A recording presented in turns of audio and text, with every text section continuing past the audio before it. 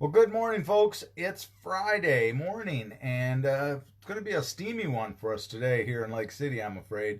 I believe there's a heat warning for the heat index today, so be careful out there today. Today, of course, it's the 24th of July, and it's Friday, as I just said. And we are going to finish off the first chapter of Galatians today. That's the bite. We're going to verse 18 to 24 is what we're going to tackle today. So that just a middle-sized bite, I guess. There's not a lot of words. These are several verses, but there's not a whole lot there. But there's some important points that we want to make in this. So, since it's Friday and it's one of my days off, I'm going to be leaving after I get done with this to go run some errands. And because it's a super hot day, I decided I need to do some rearranging in the garage. Of course, hey, what do you do on a hot day? Well, let's go work out in the garage. That makes a lot of sense, doesn't it? Never said I was made sense. Never said I was smart in that regard anyway. Alrighty, let's jump into the first chapter of Galatians, verses 18 to 24.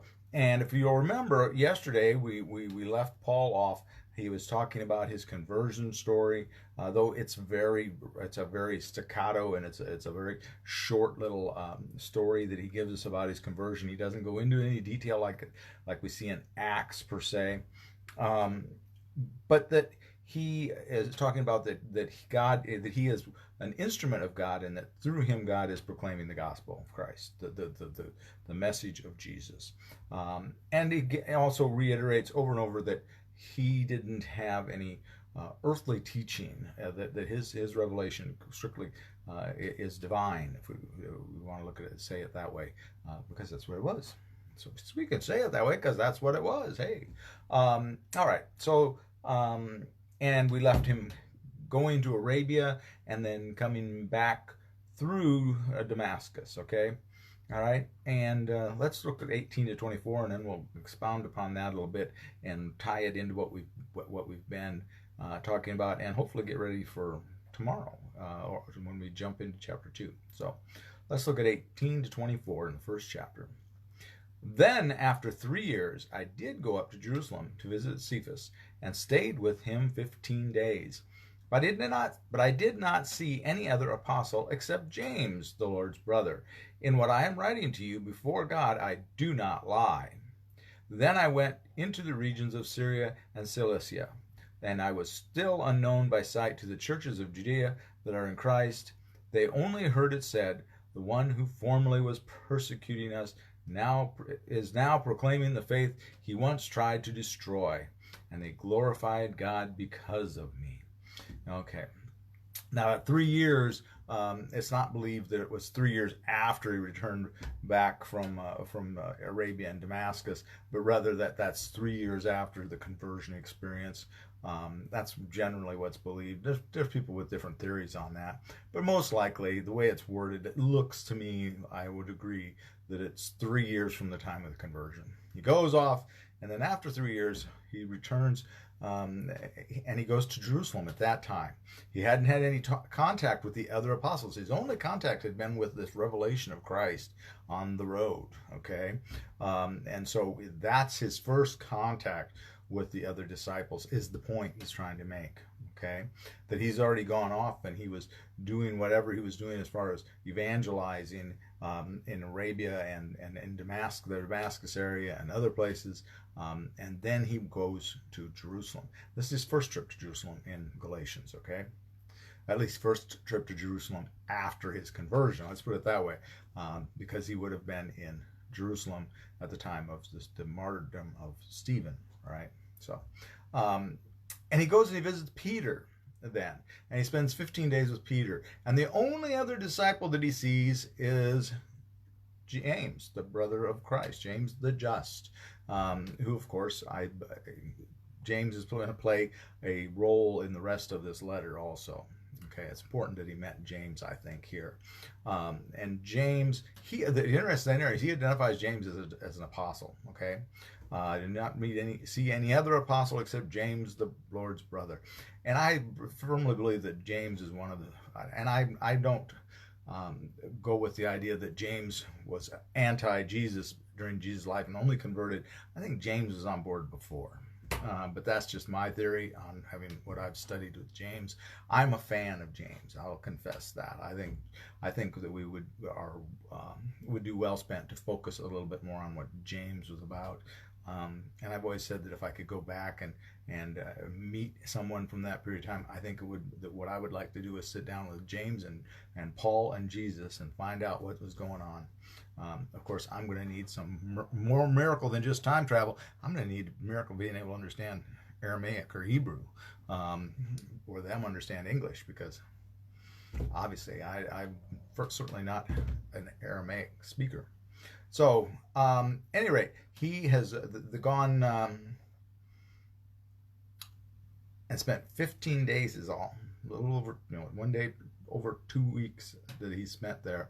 Not a lot of time to have an extensive education on the story of Jesus, but it is believed that there's where he got some of his background on about Jesus' life.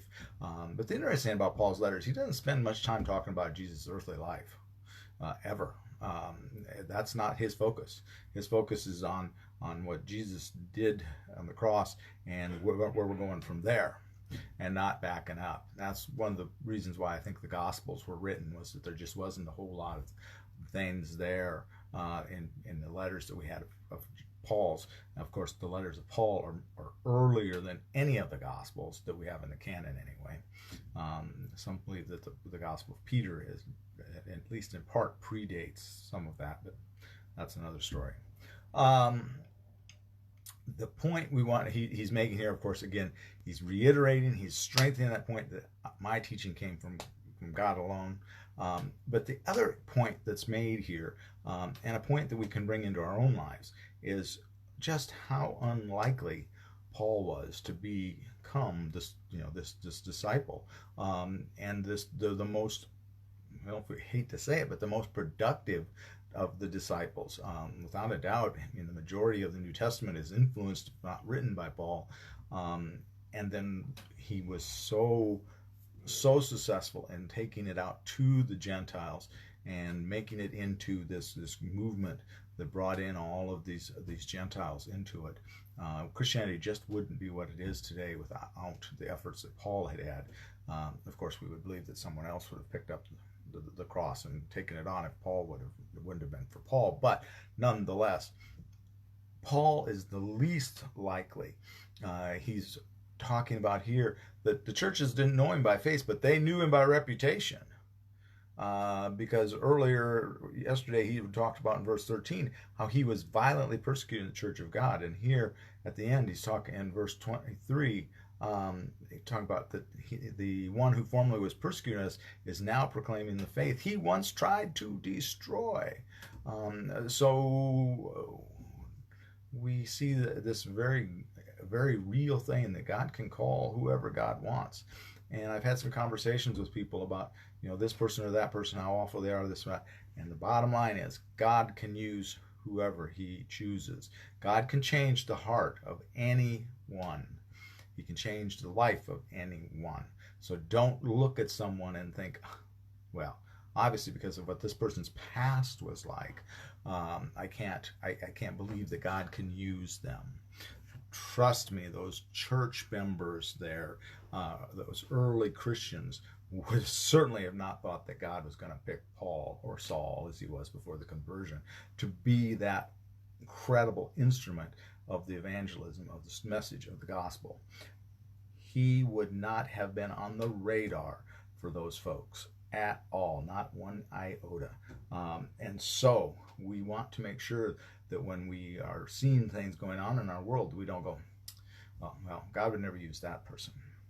We need to be a little more in prayer and discernment about what's going on. Now, of course, people can be false fronts, false prophets, and all of that. We talked about that in First and